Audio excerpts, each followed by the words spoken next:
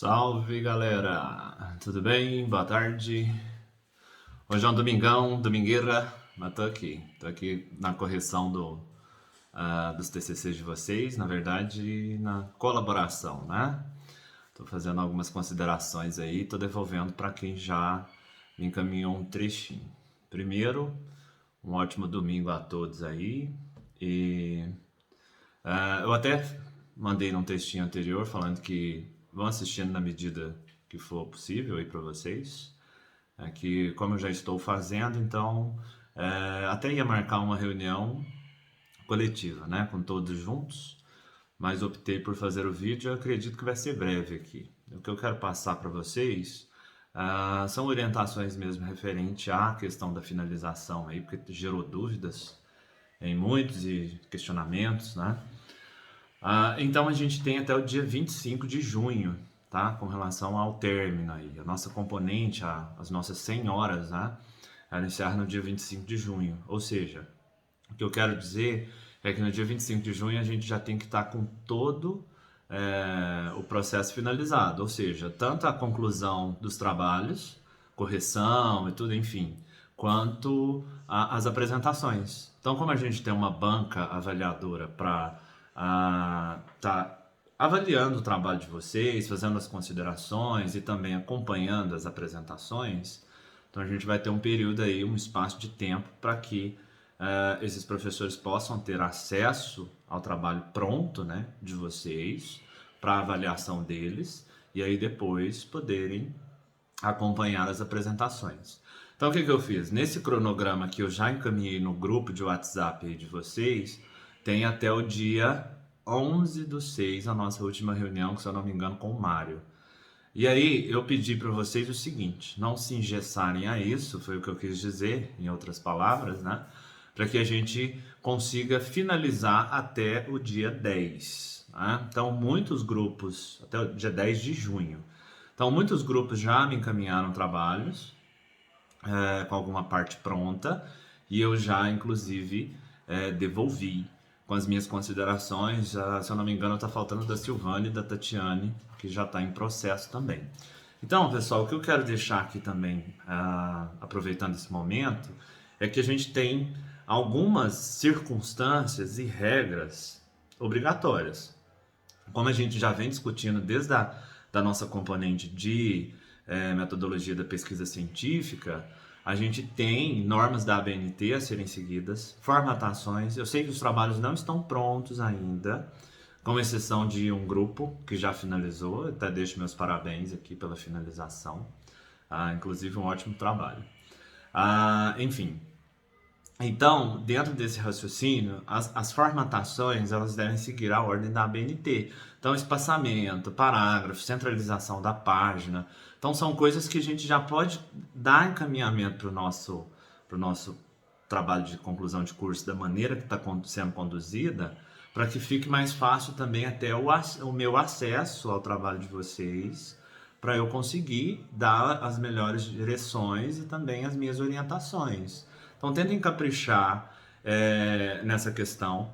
Também verifiquem as questões como itens obrigatórios. Como a gente já vem discutindo, quero que vocês sigam o seguinte raciocínio. Né? A gente já vem falando aí nas reuniões como elas estão sendo em separados, grupo a grupo. Então, quero que vocês, vou frisar aqui mais uma vez para que vocês sigam o raciocínio, digamos, o raciocínio lógico da elaboração do trabalho de conclusão de curso. Por que todo professor pede para seguir esse passo a passo? Porque ele é o caminho mais fácil, digamos. Vamos fazer uma analogia. Lembra daquela questão que eu disse? Se você vai assistir uma palestra e a pessoa vai dar uma palestra de, digamos que, empreendedorismo social. E aí ele faz uma introdução do que vai ser dito naquela palestra. O que é uma introdução? Introdução ao pé da letra mesmo, para a gente dizer o que é a palavra, exemplificar, é realmente um caminho que será seguido dentro dessa palestra, né? E se ele fizer um resumo? É um resumo de tudo que ocorreu dentro dessa palestra. Digamos que o resumo será feito no final. Por quê? Porque depois que já foi desenvolvida a palestra, já houve o desenvolvimento da palestra, pode ser feito um resumão geral do que foi discutido, do que foi debatido ali naquele momento. Então, dentro do nosso raciocínio, trazendo essa lógica para o nosso trabalho de conclusão de curso, a gente precisa ter o mesmo processo dentro do passo a passo de elaboração do nosso trabalho de conclusão de curso. Por quê?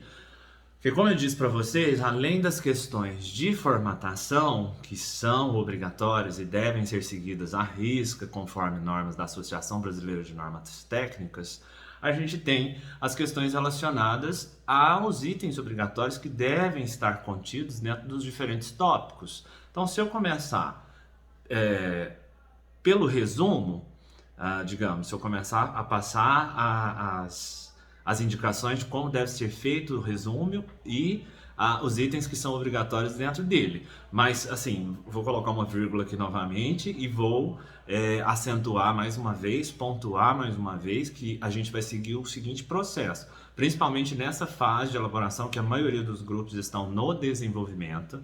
Então, vocês vão focar no desenvolvimento, não se esquecendo do problema de pesquisa que vocês mesmos criaram. Por quê? Porque nós temos que responder ao nosso problema de pesquisa.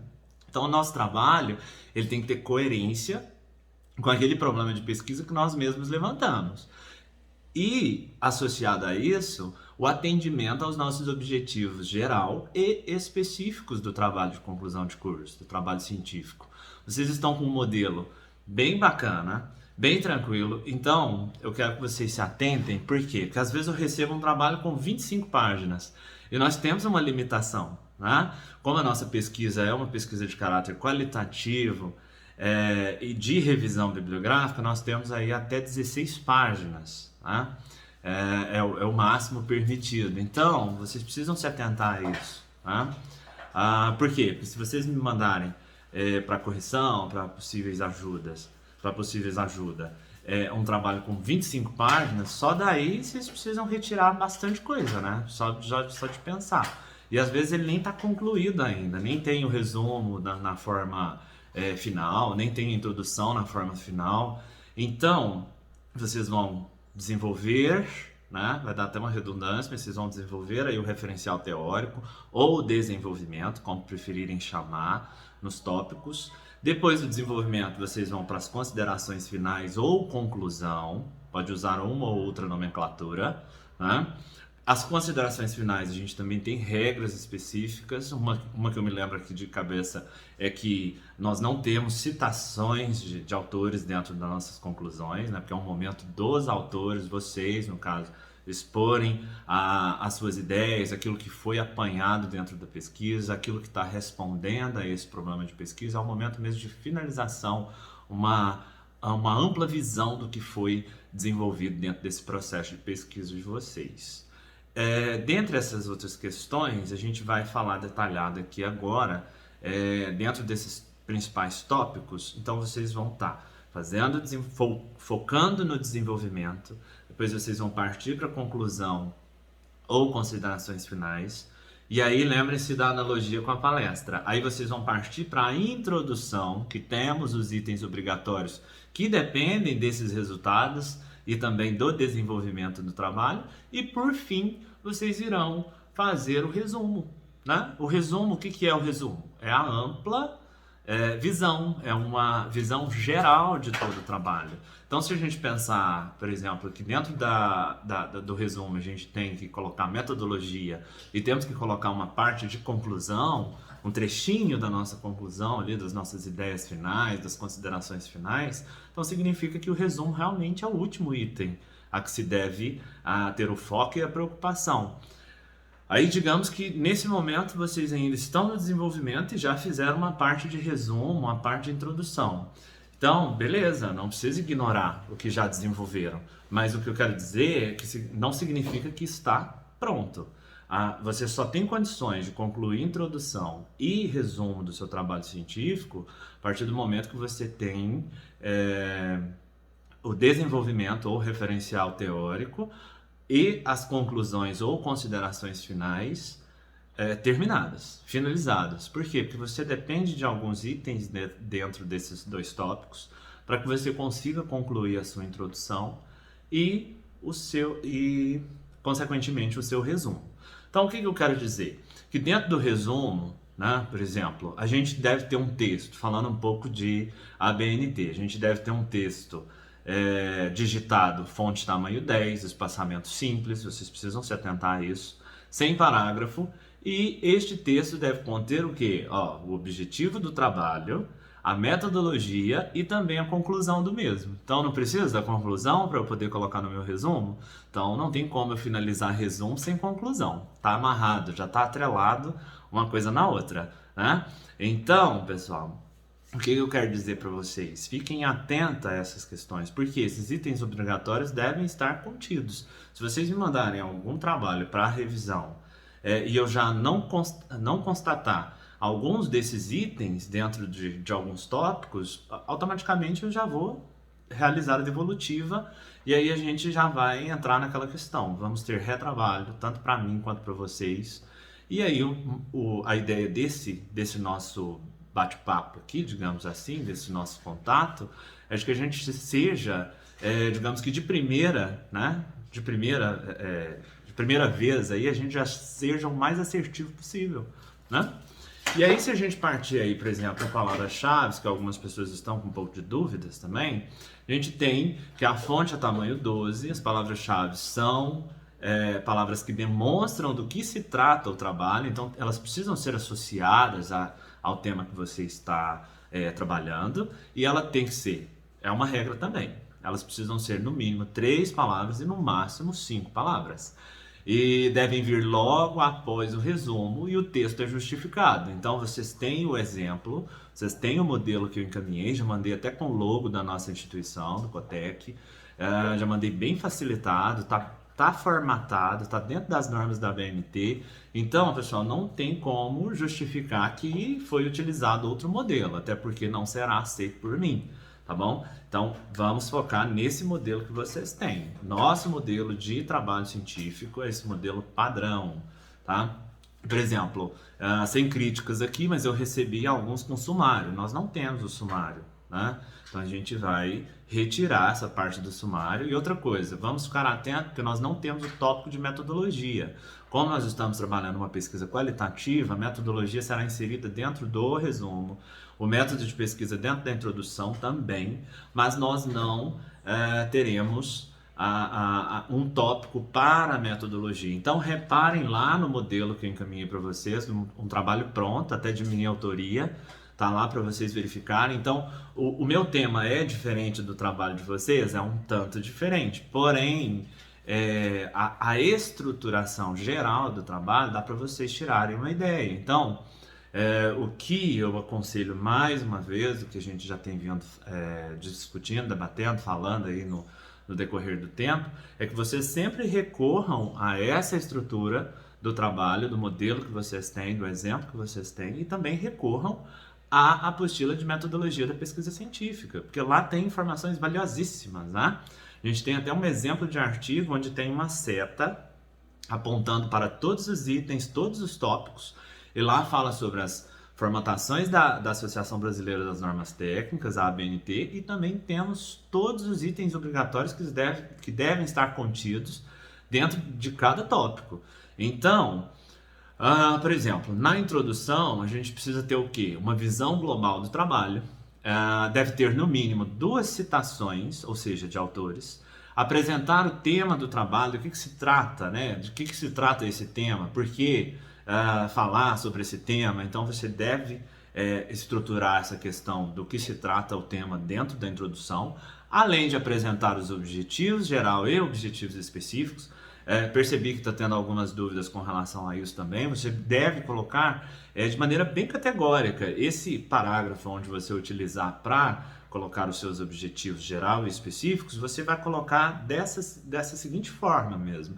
Este trabalho tem como objetivo geral isso, isso, isso, isso. E como objetivos específicos, isso. Então não tem segredo. Aí, objetivos específicos, claro, você tem 3, então coloque o primeiro, ponto e vírgula. Coloque o segundo, ponto e vírgula. É isso que você vai colocar. Vai lá na estrutura do nosso exemplo, do nosso modelo, que vai estar bem claro lá, não tem como errar essa estruturação na hora de você estar elaborando o seu trabalho de conclusão de curso. Beleza? Tem que também conter a justificativa. Lembra do que eu falei lá? Sua mãe quando você era criança, danava e falava, por que você não arrumou a cama? Né? Aí você fala, eu cheguei atrasado, porque eu ia chegar atrasado na escola se eu fosse arrumar a cama. É uma justificativa. Então, justificar é exatamente isso.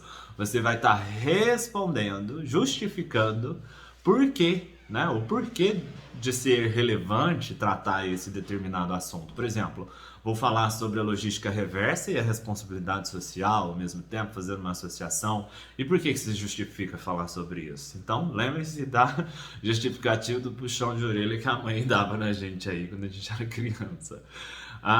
E aí, também definir a metodologia utilizada, tá? Dentro de algum parágrafo, você utiliza esse momento para colocar qual a metodologia que você utilizou. Né? Aqui, na totalidade, se eu não me engano, todos estão utilizando-se da pesquisa qualitativa e também voltada para revisão bibliográfica, né? Claro. Então, é disso mesmo que você vai tratar. Muitas questões para quem está com um pré-projeto bem elaborado, que ficou bem organizado, tá bem fácil de colocar essas questões aí dentro do nosso trabalho. A princípio parece um bicho de sete cabeças, mas se você começar a enxergar aí de uma maneira mais clara, começar a enxergar essa lógica dentro do trabalho de conclusão de curso, você vai ter uma objetividade muito maior para poder elaborar e também para concluir. Que todo mundo já está vendo aí ou está sentindo que é super possível. Só que a pesquisa científica, ela nos coloca a ter um tanto a mais de disciplina. Para quem já é disciplinado, tem um tanto a mais, e para quem não é, vai ter que entrar no eixo e ficar. Por quê? Porque senão você se perde aí dentro do cronograma e acaba não conseguindo entregar o que foi planejado e chegar no objetivo final, que é a entrega do seu trabalho, e a sua aprovação depende disso. Então, vamos correr atrás e vamos conseguir. Outra questão interessante aí é que dentro da nossa introdução a gente tem que iniciar o diálogo com os autores e também citar o referencial teórico utilizado. Então, se eu tenho que citar o referencial teórico utilizado, eu preciso ter referencial teórico para concluir a introdução. Mais uma vez, a questão que eu falei sobre estar atrelado uma coisa à outra, não é? Então, estamos concisos de muita lógica aqui, estamos chegando nos eixos, para quem ainda não tem essa ideia muito estabelecida, então a gente acredita que está chegando agora nesse momento num denominador comum aí, né? E a gente também precisa explicar quais são as partes que compõem o trabalho, ou seja, a introdução. Então, que parte, o que vai vir aí adiante, né?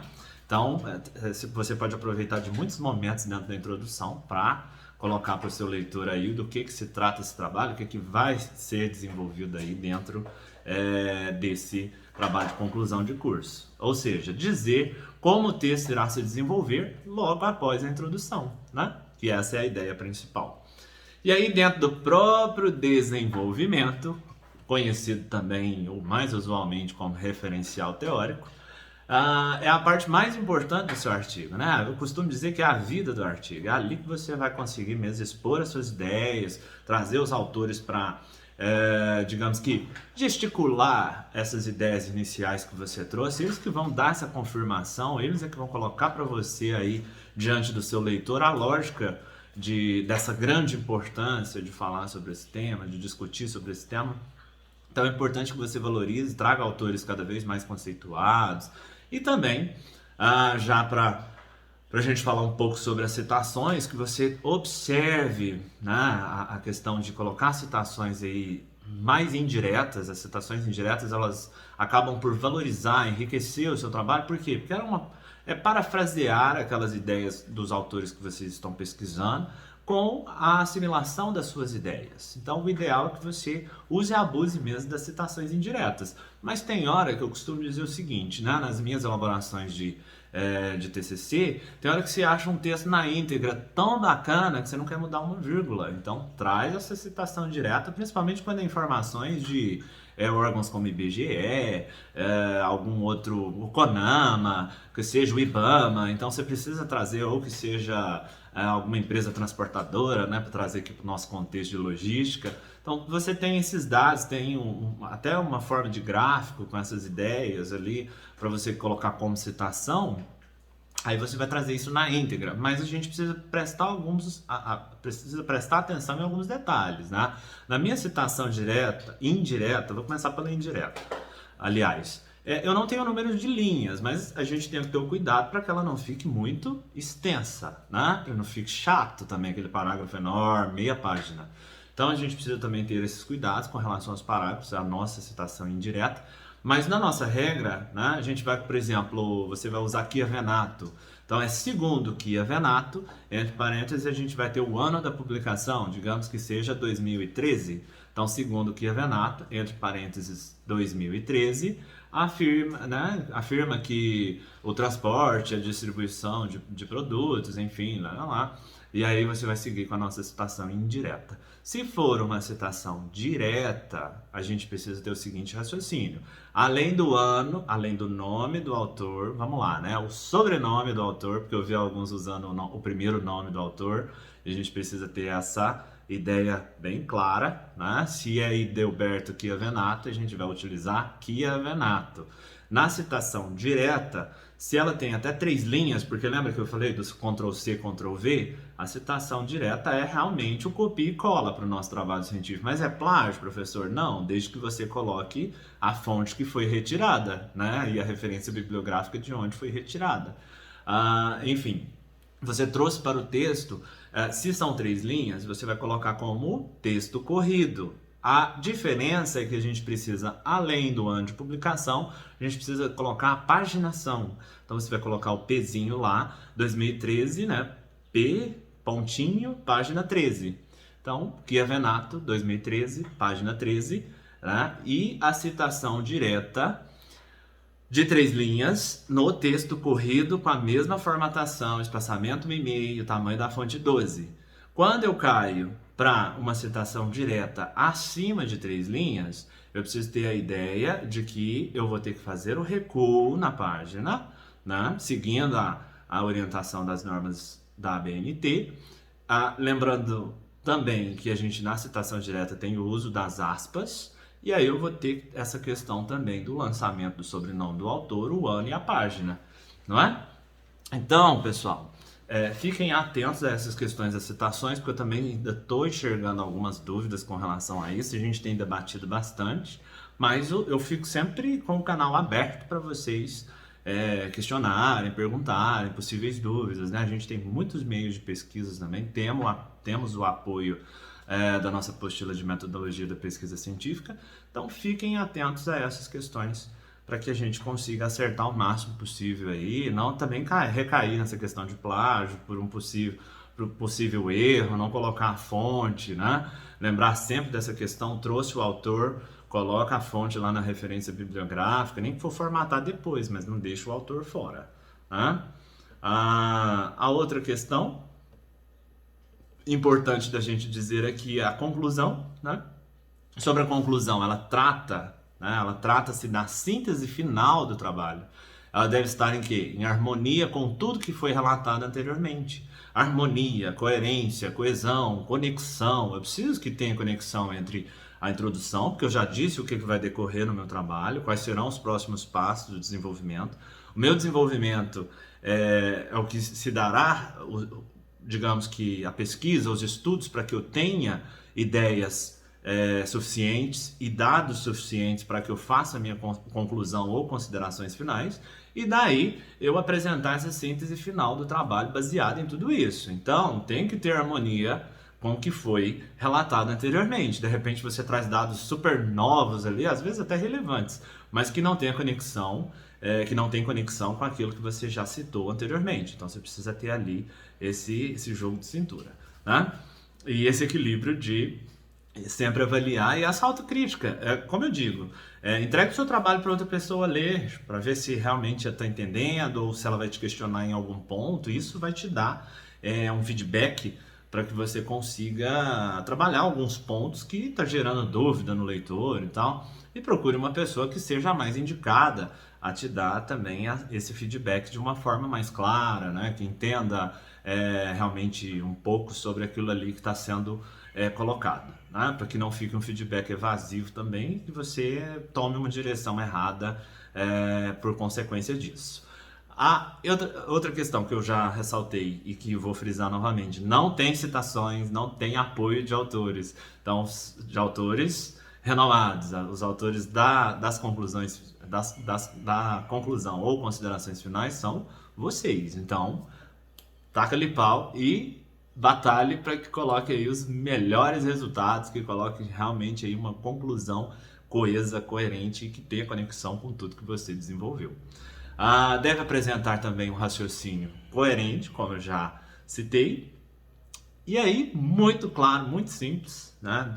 Inclusive o grupo que terminou, eu gostei bastante das considerações finais, foi bem enxuta, mas que citou tudo que era necessário para a resposta ao problema de pesquisa que foi levantado por eles mesmos e que foi bem objetiva, sucinta, mas que trouxe todos os assuntos que eram relevantes a serem debatidos ali naquele momento. E aí, com relação às referências bibliográficas, que não tem segredo nenhum, bateu dúvida, olhe lá na estruturação do exemplo de TCC, do modelo de TCC que vocês têm e também a apostila de metodologia da pesquisa científica.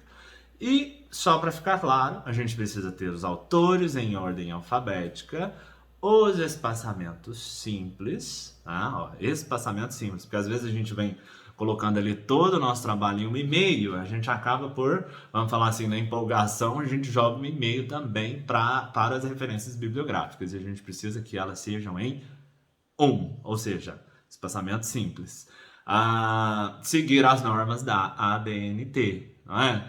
E aí eu estou colocando aí para todos, na devolutiva da correção, da colaboração que eu estou fazendo com vocês, estou colocando todos, para todos, a observação.